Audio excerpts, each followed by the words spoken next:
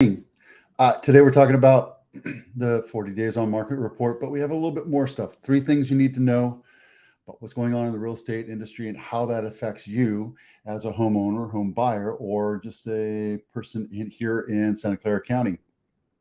All right, real quick, let's go into a few things. Some new numbers popped up. Let me bring that to you. There it is. That was easy. New streaming software, still learning it.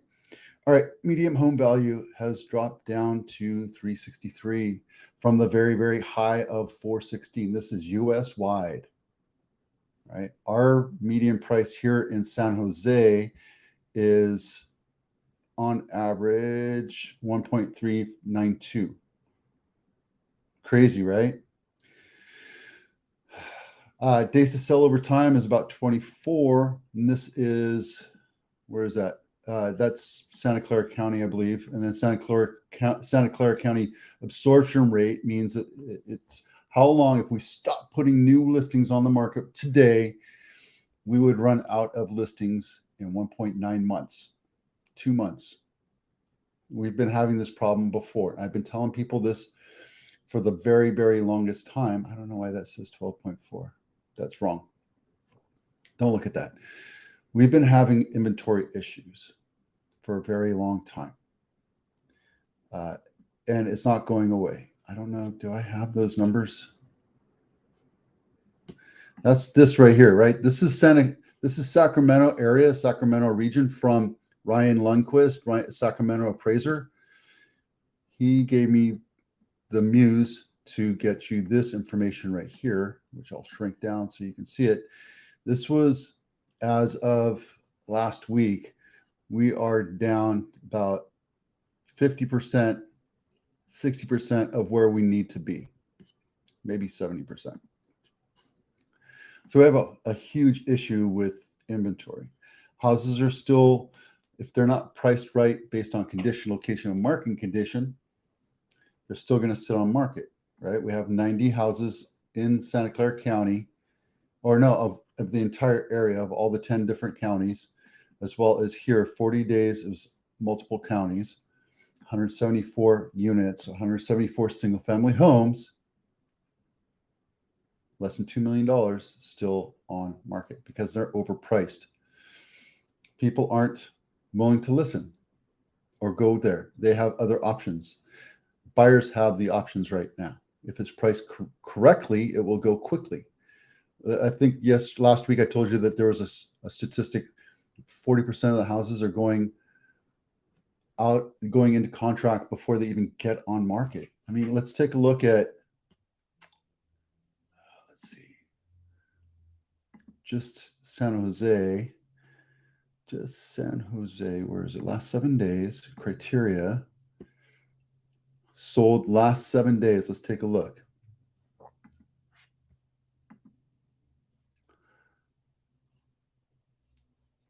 How many of them sold before they ever got on market? 3 of them out of the 60. That's just San Jose, just single family homes. If I did that Santa Clara County wide, I wonder what that would look like. Santa Clara.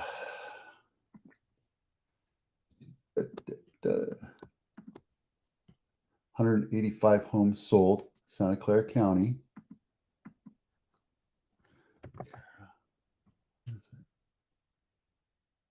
Okay, that's on.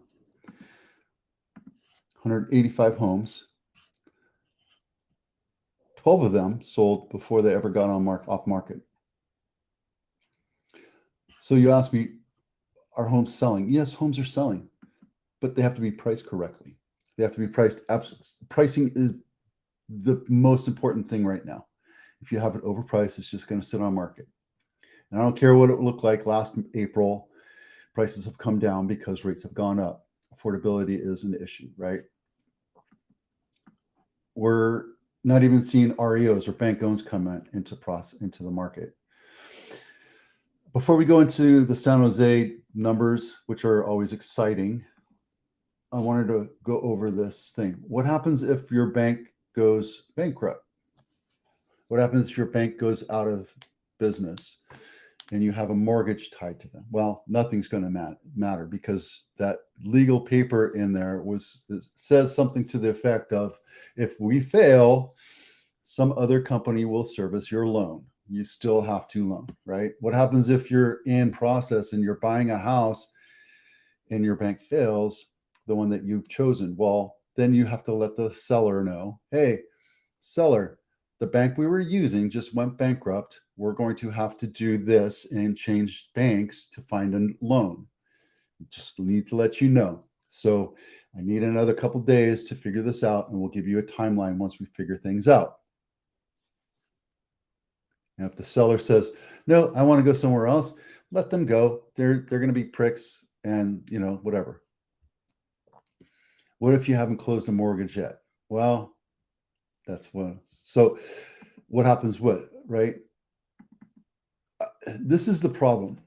Our money, and we talked about it on Ryan Lundquist's feed yesterday, is the cost of money was free for so long, or almost free for so long, that homeowners right now that have the 62% of the homes right now that have a loan on them, they're under 3%. And you can't afford to actually, it would be stupid for them to sell it. So they're being forced into becoming landlords. It's funny, there might be like a little industry, a little sub-industry saying, hey, we'll help you manage your property. And it might be like something where it used to be a cottage industry where we had property managers do that. But I think we're going to see corporations come in and start managing, like large corporations managing tons of equity-based single-family homes, or homeowners with less or less. Where am I going with this?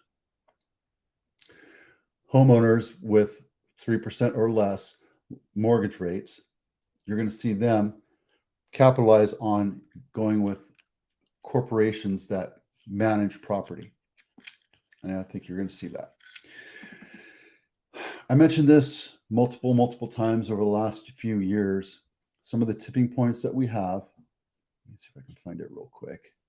I know what I want to find it. One of the tipping points, Malcolm Gladwell, tipping point. One of the tipping points is automotive. I keep seeing this pop up over and over again on news feeds, on TikTok, on YouTube Shorts, on YouTube. It's becoming an issue. How many people do you know are paying over $1,000 a month for their car?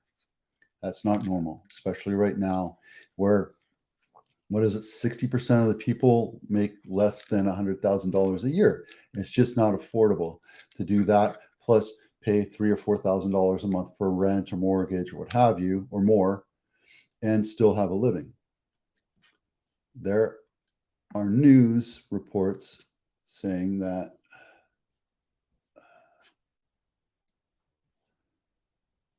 California, 18% of residents pay over $1,000 a month.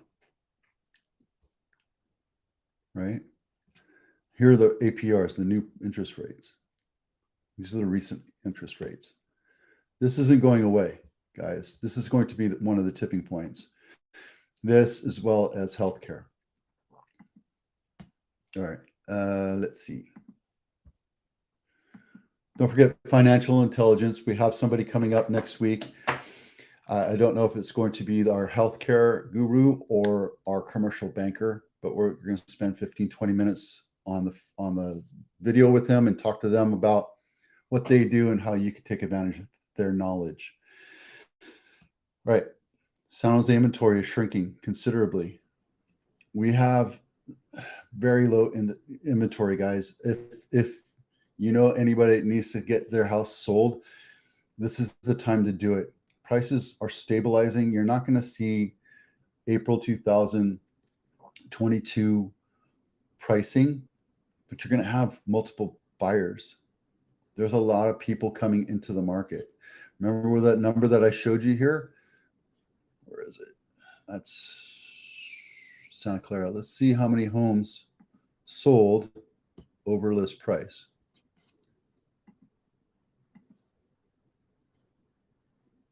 Out of 185,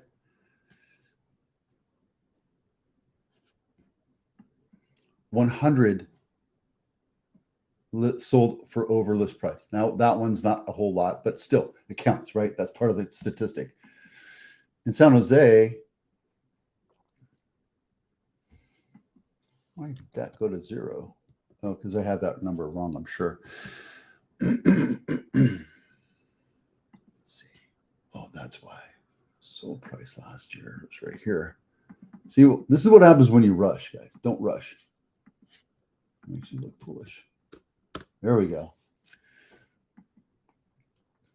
Month on month or week on week, last year we shrank $150,000, but on the average, San Jose has shrunk $200,000, which actually has gotten better because this last week was an outlier, and the week before, and the week before that. So last year list price, the sales price was 117. Now we're seeing, where is it? 96% on the average. Although 100%, 80, what was it? 100 out of 185 homes in Santa Clara. These numbers here are San Jose, sold for over list price. Same thing here. 35 out of the 60 homes that sold, which is almost 60%, sold for over list price. That's an important number to know because on average, if the house is priced right, sellers are smart, they listen to their agents, they're just going to sell quickly and quickly. Days on market, still up, but coming down because, again, downward pressure of supply, upward pressure of demand. Prices are going to start increasing a little bit, but I don't think that we're going to see April 2022 again, not for a while. This last week, we had 78 pendings, which is a far cry better than what we saw. Let me move this over here. Let me get rid of my head. There. Remember early in the beginning of the month, or the beginning of the year, we were seeing 30, 20, 25. Last year, we saw 21, right? We're getting back to absolute normal now. List price decrease, 20% of the homes that are listed right now have seen a decrease. That's 52% or 52 of the 254. Let me move my head again. And TFT back on market, 19. Cancellations were 17. Those numbers are all dropping. So we're at average here. These are the numbers you want to look at. These are just week on week. This is year to date, just so you know. So on average, we have 250 homes for sale